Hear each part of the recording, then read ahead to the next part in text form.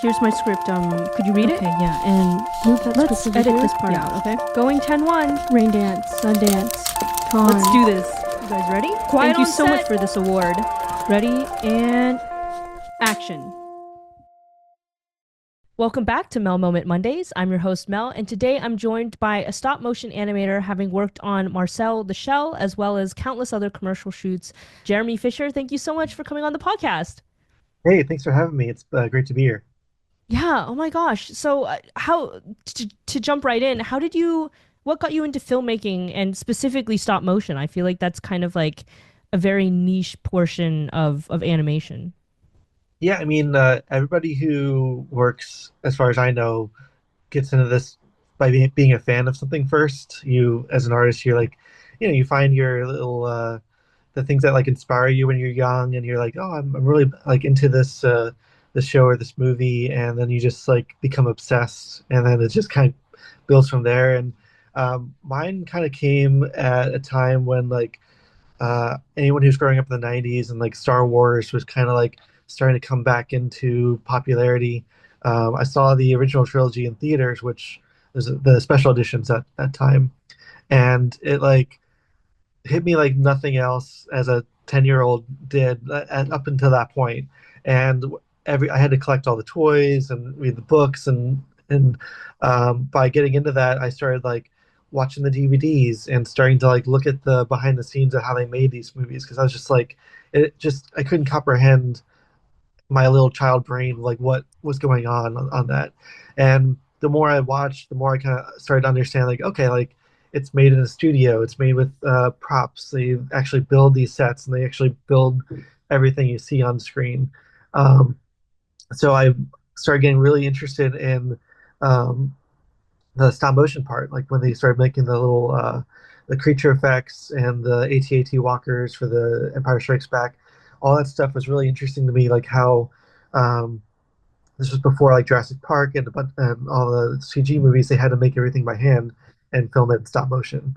So I started like taking that stuff I was seeing on screen and started to make my own little stop motions in my bedroom with Legos and my action figures, and so I just started wanting to make my own Star Wars movies, basically, and that kind of like had me like piece out. Okay, like I want to frame this shot with this angle. I want to like position the toys here and recreate this part, and it just started teaching me all this stuff about like editing and lighting and all this stuff that like I didn't have words for, but I was still kind of like learning as I went along.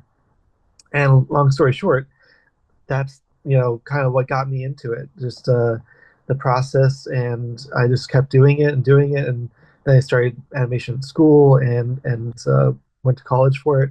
So it just became this like ever evolving thing that I never like cut off and said no more. I was like still doing it to this day now.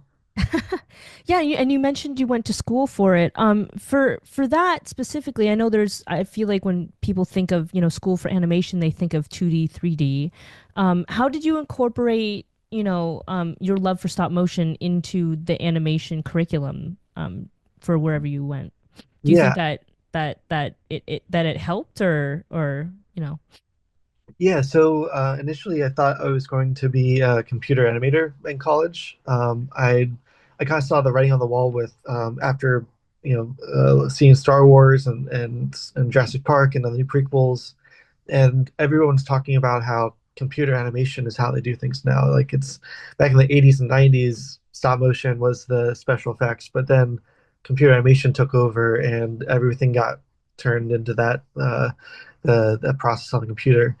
And so I said, well, I guess it's not really viable to do stop motion as a career, so maybe I should study computer animation and maybe be a Pixar artist. So I went to Ringling College in Florida and got into their program, and I did 2.5, 3 years there for computer animation before realizing that like I just didn't really have the heart for it. Like I love being on the computer as much as anyone, but I kind of lost something when I went from making stuff by hand, moving the puppets around, to now having to do it all on Maya and ZBrush and these programs. I kind of wanted that tactile part, and I kind of was missing that through the computer. So eventually, like it came down to a teacher uh, holding me back basically and saying that I'm not going to pass you if if your grade is like this level, and so that would have like derailed my whole career or my whole like college career, and I was kind of faced with this like fork in the road of either I retake this class, stay another year in computer animation.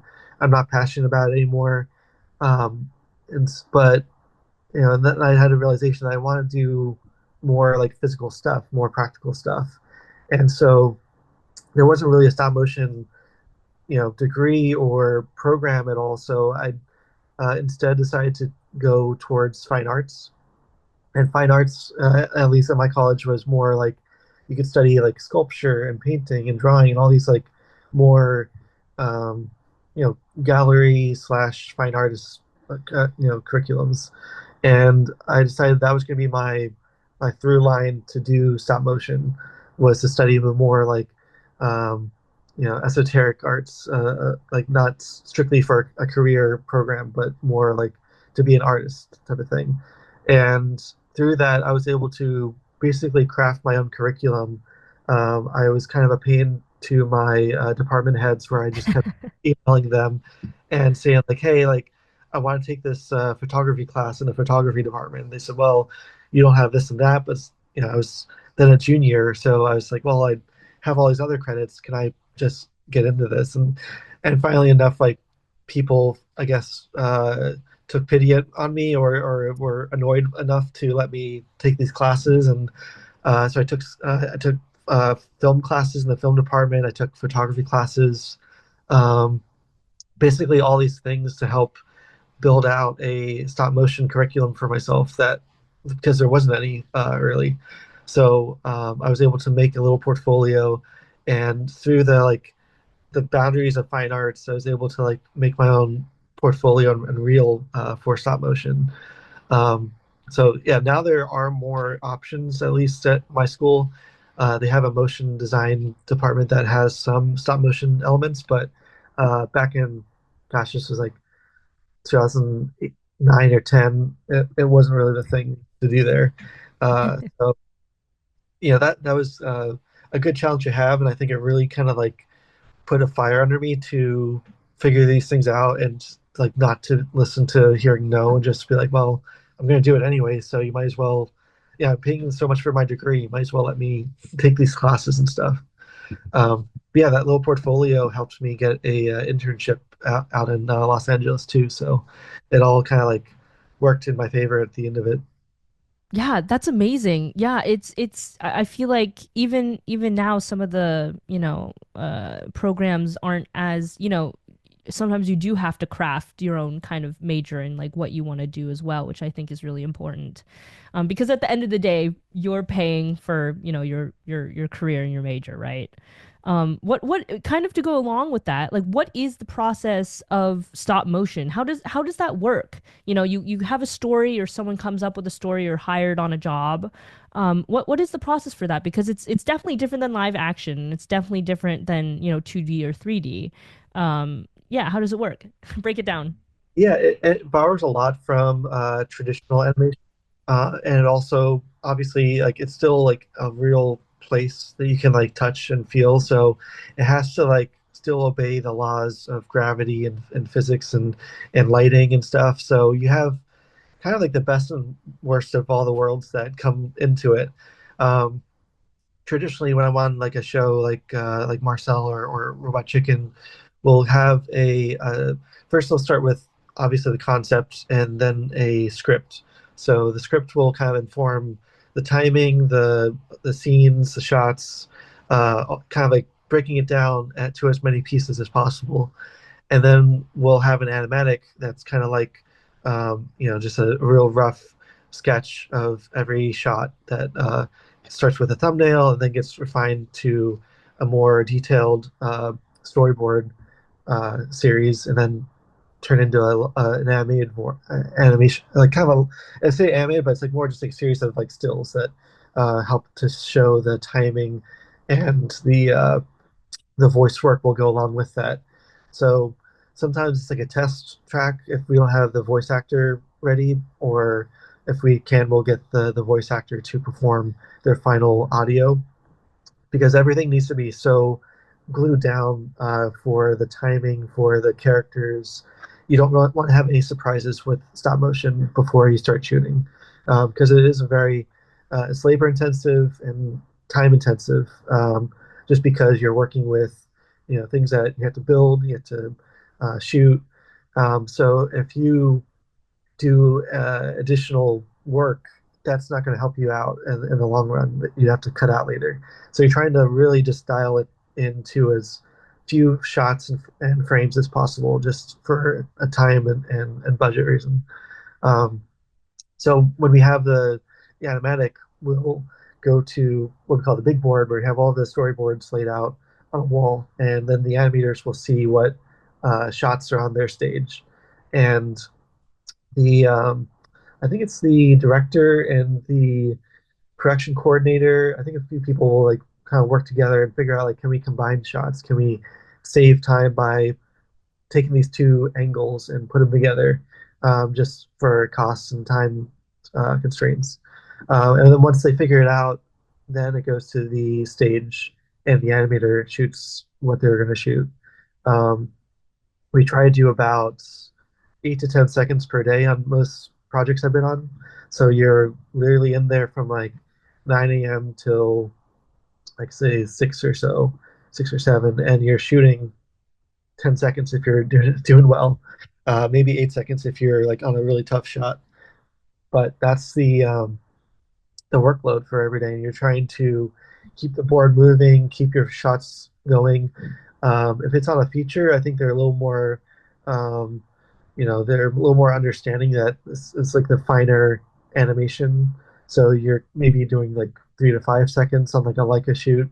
And they'll do other things too, with like multiple passes on a shot, just to help really refine it down to the perfect movement. Because um, we also shoot differently for like TV and film, with shooting on ones or twos.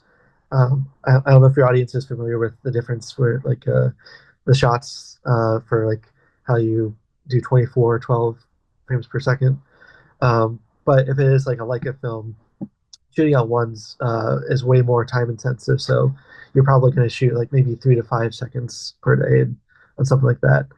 Um, but Robot Chicken is more about the gag and about the joke more than the perfected animation. So it can be loose, it can be kind of choppy, and as long as the joke reads, the no one is going to hold you up on the how polished the animation is on that. Um, so you're expected to do more like a faster animation on that. But yeah, once the animation's done, then it gets sent out to VFX, and they clean up the wireframes. They might add like the mouths to the characters if they don't have mouths. Um, I actually spent 2 years as a track reader, so I was the one to break down the dialogue frame by frame, so all the animators knew how to make them speak. And it's a very like intense desk job, basically. Uh, but yeah, then VFX, when they finish the shots, then goes to editing and audio, and then you have an episode of something. But yeah, a lot of this stuff changes too, depending on, like, if it's puppets, or if it's like claymation, or if it's people you can animate. Like, all these things have variations, but that's kind of the basics of the the process. Yeah, that's it's so interesting because I feel like I work a lot in live action, like, films and commercials, and it's so the animation world is so like foreign to me, and it's really cool because it's so I feel like there's so much obviously more time and effort put into the small minute parts of it, where if you're filming, on a like a on a on a camera for live action, it's like, oh, we can do that again, or let's just do another take or whatever.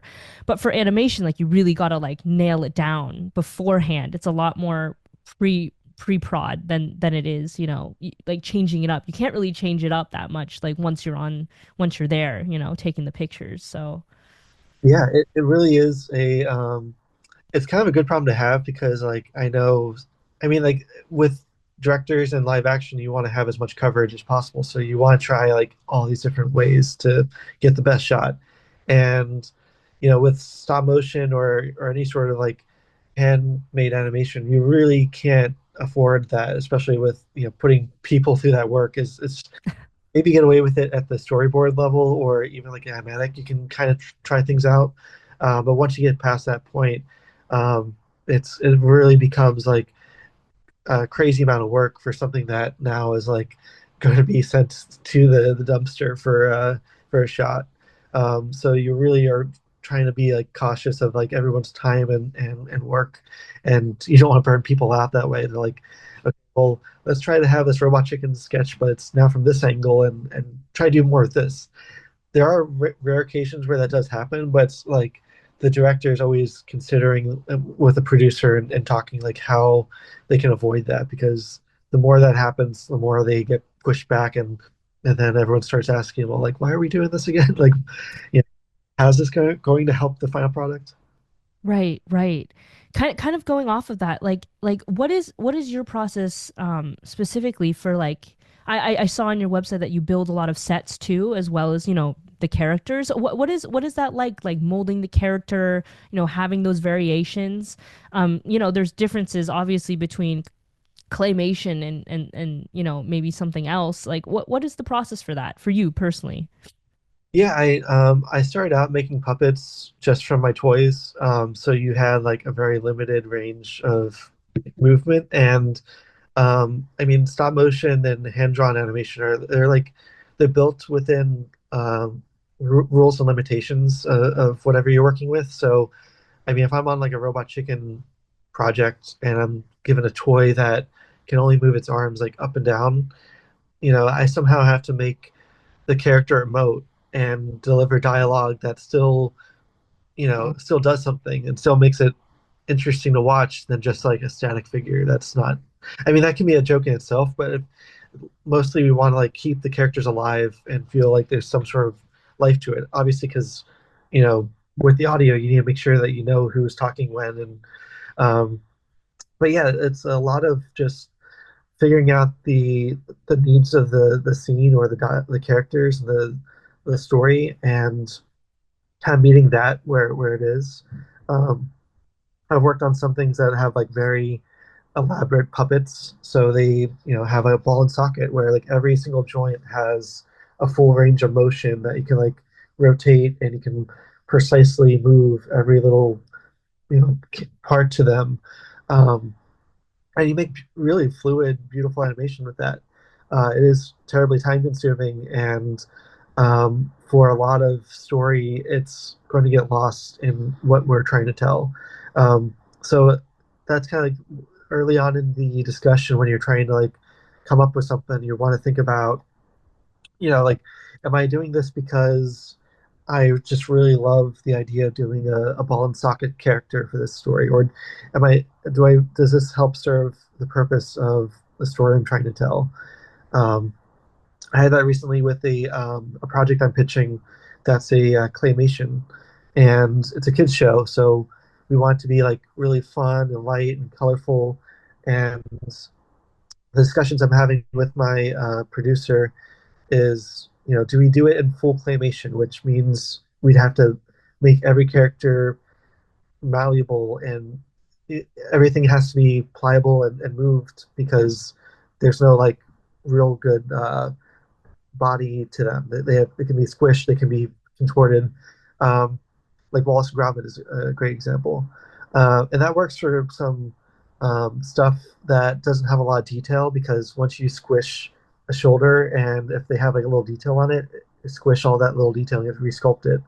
Um, what Wallace and Gromit and a lot of these newer projects have done is they do the look of claymation, but they'll mold it in like silicone or some harder material that stays firm, but they'll still keep all the little fingerprints in the material. So it looks like claymation but only certain elements are still clay because that's really difficult for like a feature or a TV show to keep the clay looking fresh every frame. So that's something we've been discussing is like keeping the look of claymation and making the puppets out of something that's a little more rigid and able to hold up. Um, but yeah, if it's something just quick and easy for YouTube or TikTok, then claymation could be the perfect thing because it's only going to live for this one shot, and if it gets destroyed, so be it. Um, but yeah, I think like just thinking like, how much work do you want to put into it? Is it about the medium that you're trying to tell the story for, or is it more the medium is trying to serve a purpose to the story? So kind of like working through this stuff and not getting too caught up in um, any one technique or material being your main focus when you're trying to tell a story through animation. Yeah, that's so interesting. I didn't even like think about that. Like having to make sure that the characters over time still look fresh. You know? Yeah, that's so interesting to me. Or even Robot Chicken, even though they're like toys and they're puppets, we still had to wear gloves sometimes because our fingers would have grease on them, and as we're touching the puppets, if it's like a really delicate material, that grease would still over time leave marks and stains on the clothes on the puppets. So we're all like really cognizant of this stuff and what materials they use for the costumes to what paints they use for the applications. It all comes into consideration because if you don't think about that, now you have to grapple with it later and down the line after it's been destroyed or affected and looks bad in camera. So a lot of this stuff has to at some point be worked out. Yeah, that's an interesting thing that you brought up. In terms of like departments, I guess you're in charge of I guess the actual animation part, but I like you were talking about costumes. Is there like a little costume department and like, mouth molding department and all of that? Like what is that? Is there such thing? At Super Buddy, who does Robot Chicken, they have a team, I think somewhere between 10 and 15 people, depending on production, just doing costumes. So the puppets are somewhere between 8 and 10 inches tall, and largely based on dolls. So you can get a lot of work out of off the shelf doll costumes and things, and they do adjust those costumes, but a lot of stuff they have to make from scratch. So they'll take like regular materials and send it through a sewing machine very delicately, or they'll hand stitch these costumes. And it is like a very meticulous process. Same with doing anything with anything on the face, like if you're painting the eyelids or the eyes on the character, or when I was on Marcel, the Marcel puppet. I think actually have a little Marcel I can show you in a minute, but I don't know if you want to cut that out. But when I go run and grab it, but um, the puppet itself is like maybe an inch and a half Oh, it's wide, tiny. very tiny, and the eye was about the size of an actual like googly eye. So anytime we had Marcel do a blink or have an eyelid over top, like that's you're thinking about like the size of your fingernail for that eyelid. Um, and they'd make a bunch of these. So they'd be casting these in resin, and they'd be producing like 20 of them at a time, 15 of them at a time. And the worst thing was when you're on set and you get handed this precious little pair of shoes or a little eyelid, and you're like touching it, and something happens and it goes flying, and now it's on the stage, and you're never going to find it again. So you just like wasted someone's work that spent like a good half an hour. I hope they don't see this part, but I did lose a couple eyelids and mouths and things in the process. It's part of the nature of the process, unfortunately. Stuff goes missing quite often. Yeah, you were talking about sets. How big are these sets? I know for like Marcel, it was kind of a mix between live action and stop motion. Whereas, you think of Wallace and Gromit, that's completely all everything is like miniaturized and on a set. So what's been your experience with set building and like what is the scope of that? They have like a couple different scales. So I think the smallest ones I've ever worked on was about the size of a desk, like maybe um, like 4 or 5 foot wide by 4 or 5 feet, and you just have like a curtain around you. So it's like you're kind of locked in this little booth, and they try to keep as much light out of that space as possible. So we use this material duvetine. It's a really heavy black curtain, and you try to keep out as much light as possible. So whatever lighting is on the set stays there and doesn't go to the stage next to you. You're literally like hearing people sneeze within like 6 feet of you, because we have these little curtained off studio, like we call them stages, but they're just like one warehouse divided into like 20, 10 to 20 stages, just little curtains in between. So you're listening to your headphones and someone sneezes and they're like, right next to you. It's kind of a weird space because you're trying to stay like super in your zone with the characters and the set. But you have like all this outside stuff still happening on around you. Um, but yeah, sometimes the stages are quite massive though, because if it's a large puppet or a large like set piece, you may need to have like the size of a car length, or a couple of them even. If there's like a motion control camera, um, some of those are quite massive too, like the size of a truck that has a camera attached and has to like go a whole sweep through a stage. So then you really need to take up a lot of room, and you're kind of fighting the set because you have to like run around and go back and forth between the camera, or sorry, the computer and the puppets. Um, so that can be very daunting if it's like a huge space and you have to get up there and do some really intricate little movements on there and run back to the computer, shoot it, go back.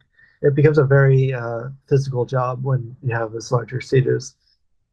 Yeah, that's so interesting that you mentioned that. Running back and forth. Usually, is it like what's the collaboration process on like when you're shooting it? I know there's like a bunch of departments and people, but when it's like day of and you're clicking the camera, is it kind of just a couple people there? Is it just you, or is there a larger everyone's kind of like hands on deck? What is it like? Yeah. Very rarely do I see people like popping into the stage for most of these. There are occasions on a commercial shoot where it's like you're in an open room and everyone's there just like waiting for you to do your thing. And that's like kind of the weirdest way of doing it because like, it's such like a slow process, and then to have like a team of people just like watching you behind your back is like a little daunting. But for the most part, when I'm on a like a real stage with a curtain and stuff, we'll have last looks. So we'll have like every department, puppets, costumes, lighting, camera, um, animation, director. Everybody will come in to my stage and check the shot, make sure that they're okay with whatever their department is. If it's costuming, they're making sure the costume looks great.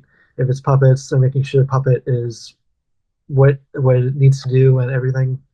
If it's the director, he's telling me, um, what the character's doing, the motivation, how how much I need to do it or not do it with the is this a quick shot? Is this a really complicated shot?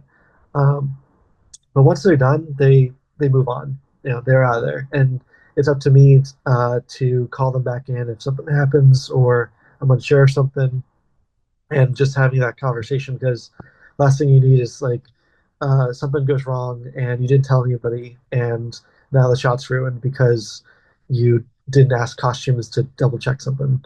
But yeah, it is a very like secluded process once you have everyone sign off and exit your stage. And then you're kind of left to yourself with your headphones, and now you just have to go for it. Um, so you get kind of used to working alone, but with a lot of people around you. It's a weird kind of duality there. Yeah, that's so interesting. I feel like usually on set there's a bunch of people, at least for live action, always breathing down your neck. But I that's kind of nice to just, be able to get into your bubble, once everything's approved and just, get into the zone. I think that's something like that's very cool about animation is you can just lock in like that. I feel like, on live action sets at least, there's not as much locking in, and just kind of being with yourself, which is, I'm an introvert, so sometimes I'm like, oh, I'd wish that that was something that could happen, but Yeah, it is a really interesting thing because you are kind of like responsible for keeping this thing moving, but like once they're out of the room, it's like you're kind of like in your own head, and you have to really wrestle with like everything at once when it comes to that part. And it's a good challenge. Like when I do my own work for myself, I go at my own pace and I do things a certain way. But if I'm there for a job, I have to remind myself, like, look, I'm here till lunch, and then I have to like, do my lunch, and I'm here till 5 or 6 or whatever. So I have to like time myself and keep myself, motivated to not, slack and not to, delay things. If it's like, because you can easily get caught up in like you're unsure of something, you don't know like what to do, and you just kind of have to like go for it. And you have to kind of put all that aside, all the insecurities, all the doubts, all the stuff that's like you normally wrestle with. You have to like, well, I have so many hours here, I have to like get through the shot.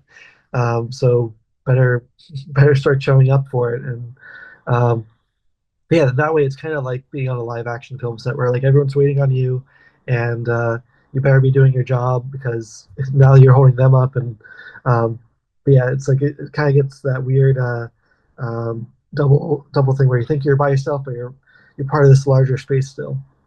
right, right. And then you've worked on some big big films and commercials and stuff like that, Marcel, and I was looking through your thing. You do a lot of set work as well, uh creating the sets as well. Like for someone like what do you think is the difference between these bigger sets that you've worked on and maybe someone that's starting out and just doing creating their own stuff at home? Is there much of a difference? Is there ways that someone could improve, or how people when you're starting out you're doing it probably out of a shoebox, and you aspire to be on these bigger sets. What's kind of the process for that? I mean, the good thing is that there really isn't much of a difference. Like, it's really refreshing to go to these studios and stuff, and you're working on something that, like, I don't know, maybe a commercial with like a $50,000 budget or more, and we're still using like shoe boxes and old cardboard tubes and just stuff we've had sitting around to make a spaceship, or like a building something out of Legos. Or we still use all the same materials. Like obviously we get access to new and unused stuff, obviously, but like it all has the same principles to it. Like if you're making trees in a forest, sometimes the best thing to make it out of is like uh, sponges from from the store, like, and painting it. So it's like you don't get to a higher level and start to change everything. It still has the same principles behind it that you could do in your garage or your bedroom. Um, it's just a matter of like, how much time do you have? What are you trying to achieve with it? If you're trying to get into building sets for stop motion or anything, like, I think if that's what you want to show in your portfolio, you want to obviously lean into that and build some really crazy sets and showcase how you can make something from nothing. Um, that's what these studios want to see, because then when they hire you for that, they'll be able to say like, okay, well, I know from their work they can just go crazy with it, and I don't need to teach them how to do it. Um, that's been the real challenge, is like having being able to meet the expectation of whatever we're making. Um, there's been sets where it's like you have 2 days and you have to figure out how to make a whole bunch of palm trees, and it's like I only have two people, so I have someone on palm tree duty, and they're just like painting sticks and putting on some stuff from Michael's. Like, you're really kind of like at the mercy of time and budget and of it, because largely this stuff, like, when it's especially for commercials and for shows, it stops being a passion, and it starts becoming more for work. So um, I've definitely noticed a difference with people who do this as a hobby or for fun versus doing this for a job. Because like you and I, like if we're just in our, having fun and making something for fun, we're going to take as much time as we want for it. But if you're on a film set or a commercial shoot, they only have like maybe like a couple weeks to get everything made. So you have to condense all that energy and all that effort into a real short amount of time to get this thing, produced. So that's the thing I try to remind myself and others, that like, maybe you would spend forever painting this perfect palm tree, um, because you have the time and you want to do that.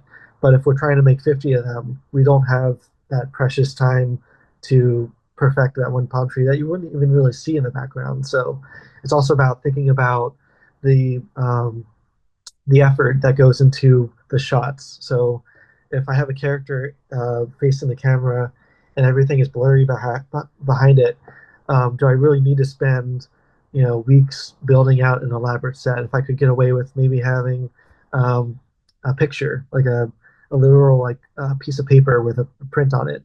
Um, we're learning how to do stuff now with LCD screens and OLED screens, where you can now have whatever projected onto a monitor, and that monitor, if it's big enough, can be your background.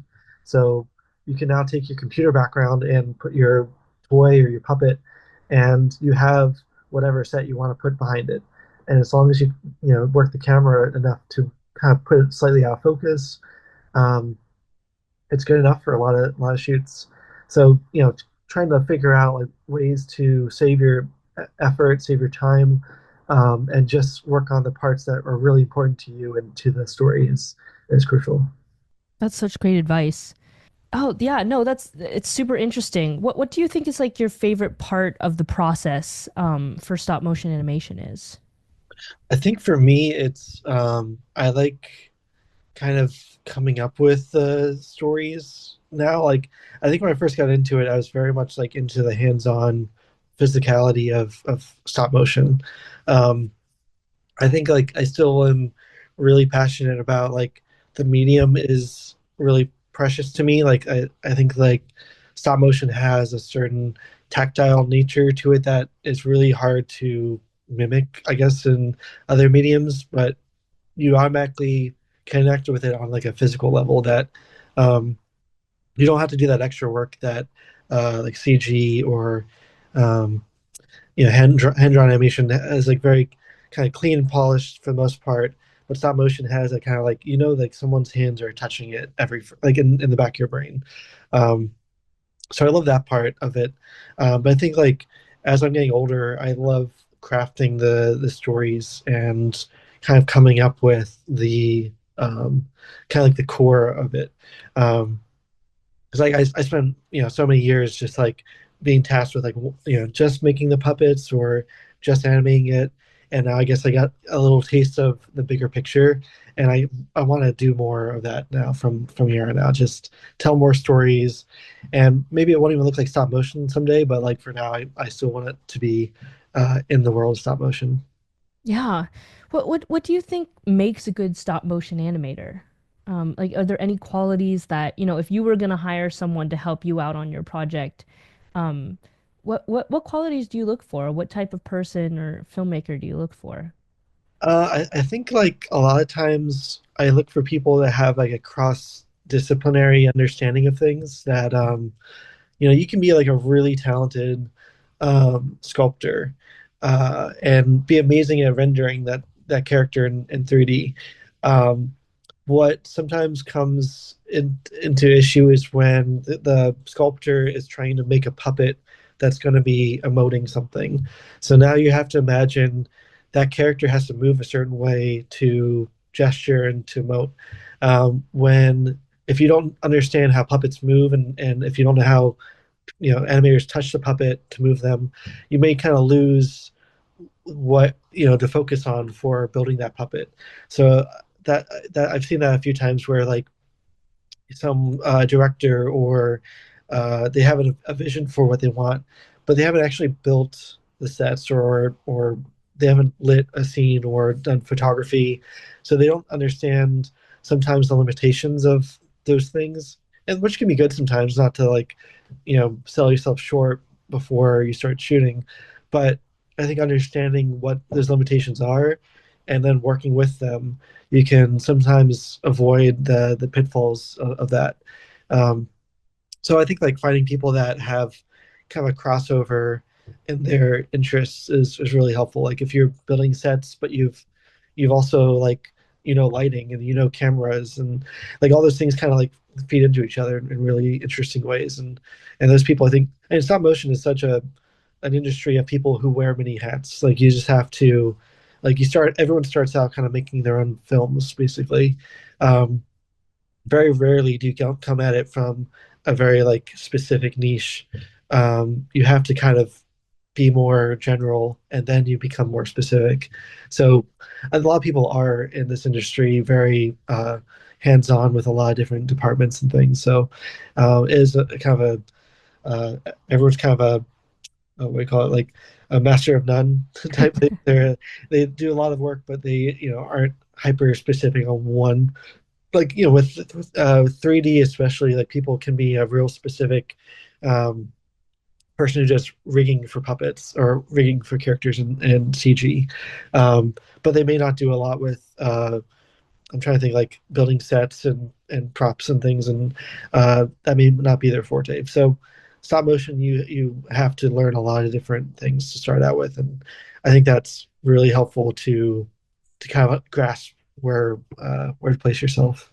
Yeah, definitely. We're like coming out of college, you have your, or you create your portfolio and everything. What is the hiring process like for someone that's new? Like how do you, how do you go from, in your garage making sets to, in Hollywood making sets and puppets, What is that like? Yeah, I think you end of the day it comes down to your portfolio. Like I think like that still is the largest factor for people. Like your resume is very helpful. Like if you have a really strong a resume of work. If you're just coming out straight out of college, it's probably going to be portfolio, and maybe I would say probably your if you have social media, whatever you're putting out on social media. When I first started, Instagram was barely a thing then, so it was kind of like it wasn't really seen as this de facto like presence that everyone has to be part of and has to like has some footing on. So now it's like TikTok and Instagram and these things like YouTube shorts. You have to like really consider these things as, do you have a following? Do you have original characters? Do you have a story that you're producing on your own? Um, I don't know if that's the only thing that comes into mind for certain projects, but I know that definitely will help if that's what they're going for. If they see your work and they're like, wow, they made their whole series already and they can do this. It's not like they're looking at a couple pieces for school assignments. Um, I think that's the hardest way to do it is if you just have work done for classes.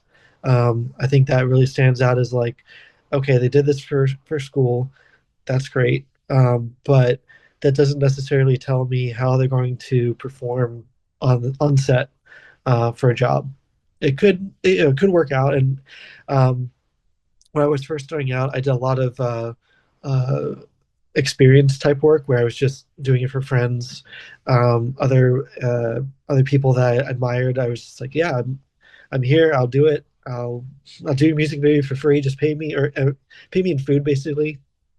And it is a tough thing because like I know it's really unaffordable in LA and places that like to expect people to do that on top of living out here is tough. But um, that is really how I made the best connections and made the best relationships to find work was doing these things with people that they're just doing like a cheap music video and we're all just doing it by the seat of our pants. And some of those people went on to direct movies, music videos, commercials, and some of the people I work with to this day. So that sort of finding people that are also doing what you're doing, but um, doing it for fun or just to build up a portfolio, that I think is really crucial too. Not to just keep throwing your stuff at the jobs because that may be hard to when you don't have a portfolio to support it.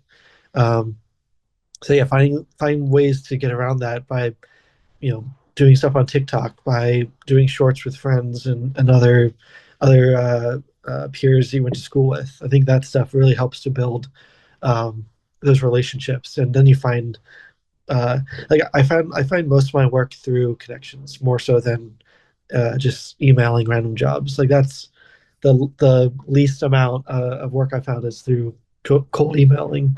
So like Marcel was just through an animator that I've known for better part of a decade.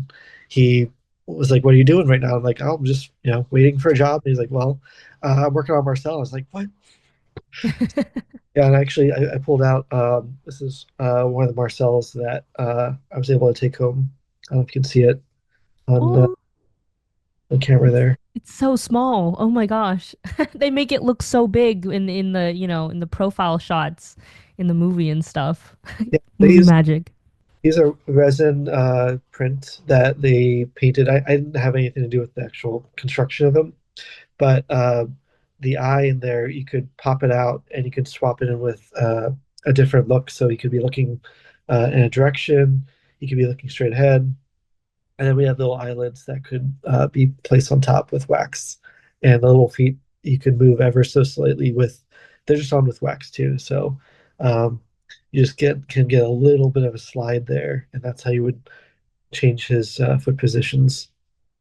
So very delicate operation on something that's very, very tiny. Yeah. Oh my gosh. That's so fun.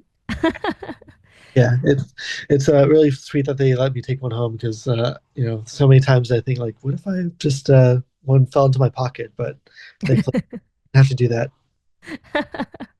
It is such a collaborative process, as you were saying. As much as it is, in animation, a very personal process. I feel like, as you said, just you working with other people that are passionate about the same thing and just making a project and getting your work out there is like what's really going to, get you seen and get you the jobs that you want. Similarly, yeah, cold emailing has never worked for me either. It's always been word of mouth for all of the work that I've done. So, yeah, it really is just, especially in this day and age too, just get your work out, which kind of brings me into this next question, which is, how do you see the stop motion animation industry changing? I know for a lot of animation studios, and although they're more 2D, 3D, they're really struggling right now. Specifically in the animation art form is just not as I would say maybe lucrative than like Marvel or something like that. These bigger blockbuster. How do you see it changing, or have you felt anything? With kind of the, studios, pulling back on some of the more animated projects and pushing other ones, and what's been your yeah. Yeah, it's I can remember back like 2019 or so and before that you could be working on a production and you get rolled off because they don't have any more shots for you. And then you hop on to the next production somewhere else and you just can keep kind of moving along with that for quite a while. And I mean, stop motion is such a freelance model that like you don't have um, you have maybe like 9 months on any given project. So at the most, you're thinking about like, okay, well, what happens after 9 months is over? Where do I go? And you have to just keep turning that around project to project. Um, there's no unions in stop motion, unfortunately, so you're kind of on your own there. So it's kind of each department is kind of to themselves and to the discretion of the studios. Um, but that said, like after 2020, we had a little bit of a pickup because of the pandemic and they needed content real fast. So we did see a little bump during the height of the pandemic, which was kind of a crazy time to be locked in a warehouse with a bunch of animators. Like during that time was kind of nuts, but we got through it.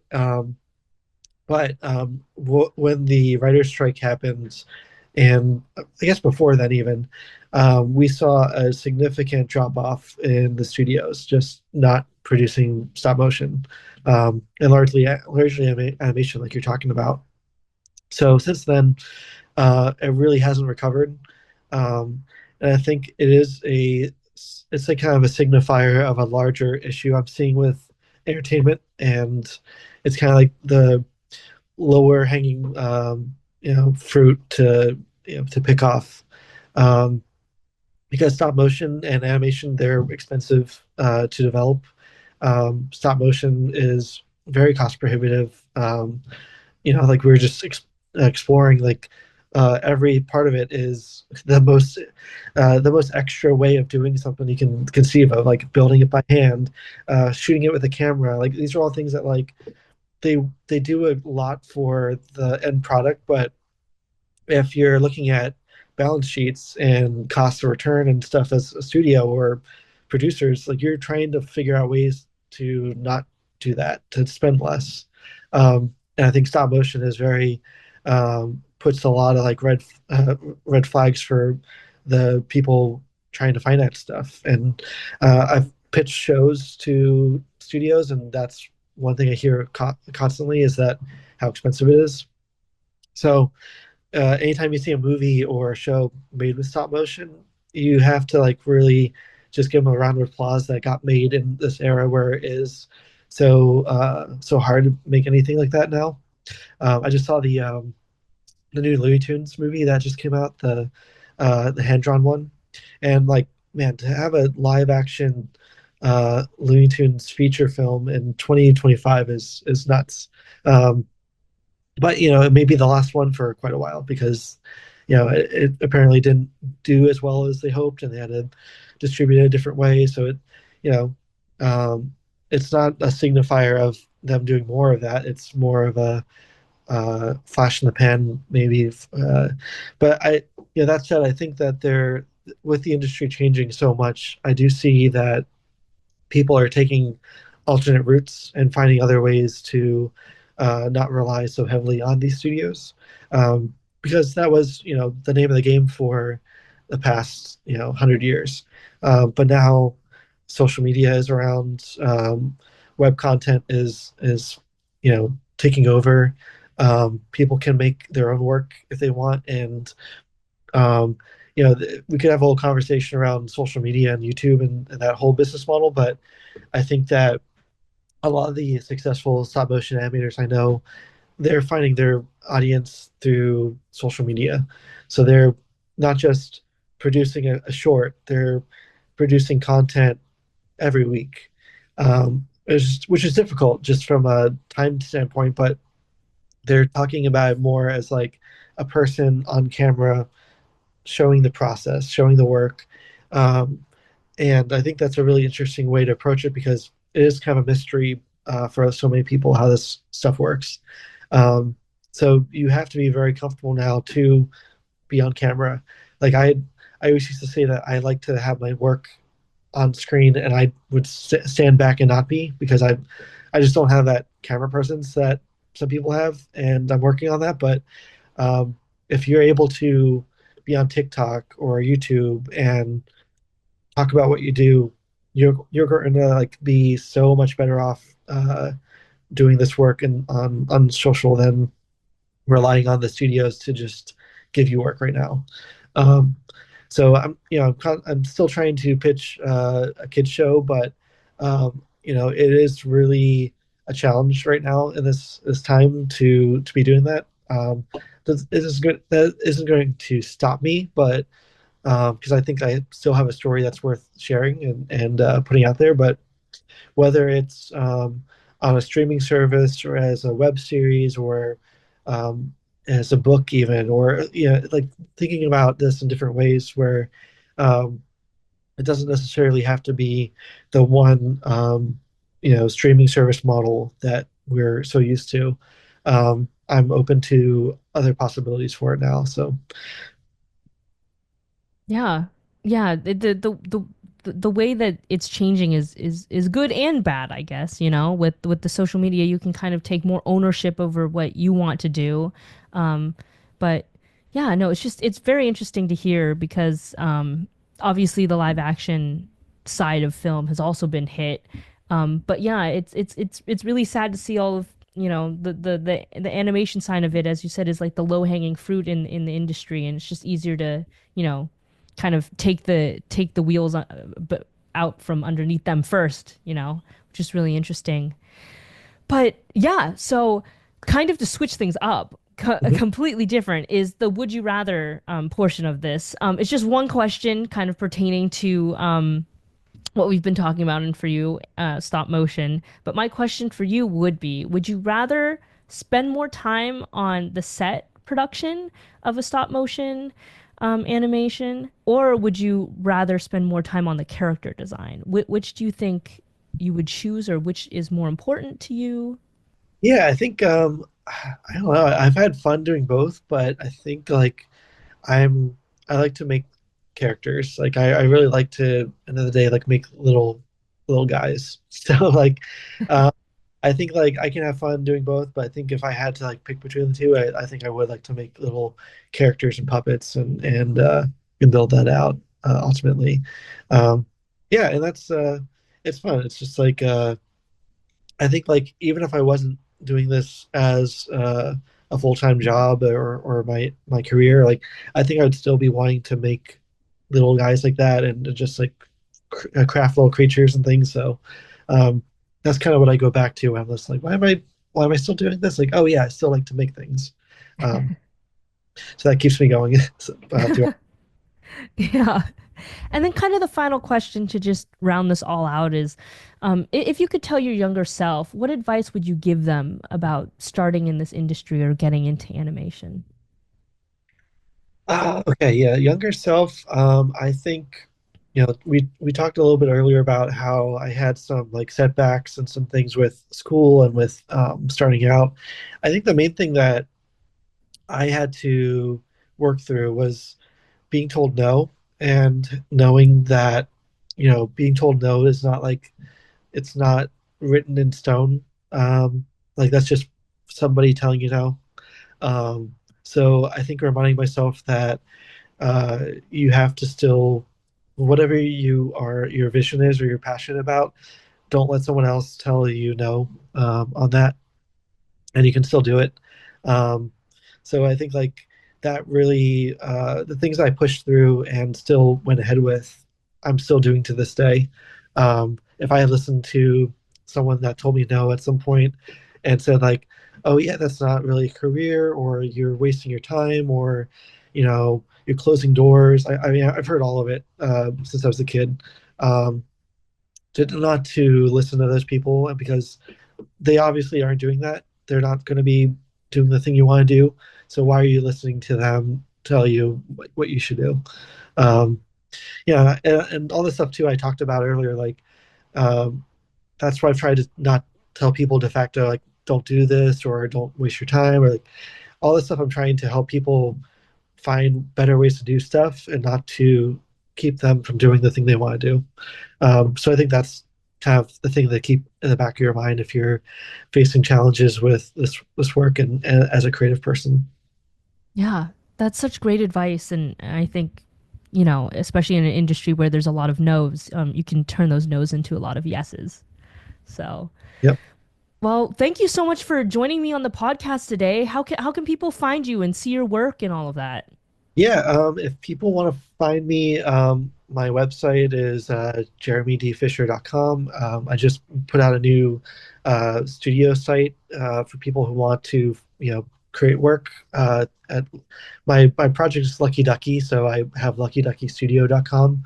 So I'm pitching this series on Lucky Ducky, and yeah, we want to make it into a kids show. And if you look up Lucky Ducky Tunes, you can find all our stuff on the website and on social media. So we're making short form content there.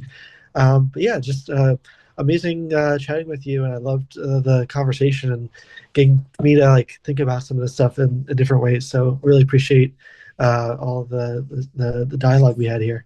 Yeah, oh my gosh. Thank you again. Yeah, it's been really fun. Thanks so much.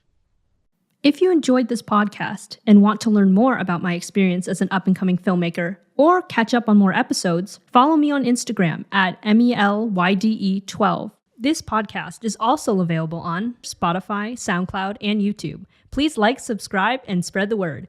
Thank you guys again, and that's a wrap.